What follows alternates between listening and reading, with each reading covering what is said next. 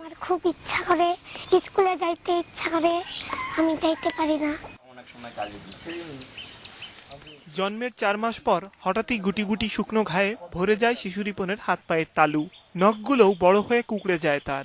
পড়াশোনার আকুতি থাকলেও অন্যরা আক্রান্ত হতে পারে এমন আশঙ্কায় বিদ্যালয়ে যেতে নিষেধ করছেন শিক্ষক। আমাদের ভয় লাগে কি যেন ছোঁয়াচে রোগ কিনা, ছোঁয়াচে রোগ হলে আবার অন্য বাচ্চাদের আক্রমণ করবে, কেন ব্রেঞ্চের মধ্যে রক্ত লাগে যায়। এই জন্য আমি তাকে সপ্তাহে একদিন আসতে বলি।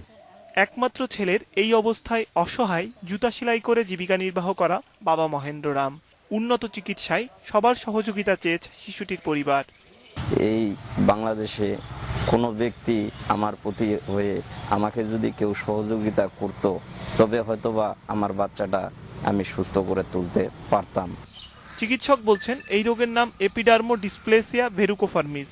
জানিয়েছেন উন্নত চিকিৎসা পেলে সুস্থ হয়ে উঠবে শিশুটি।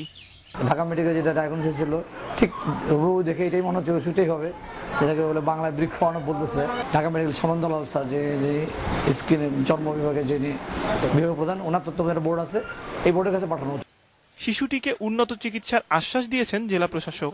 জানিয়েছেন ঢাকা মেডিকেলে পাঠাতে যোগাযোগ করছেন সিভিল সার্জন।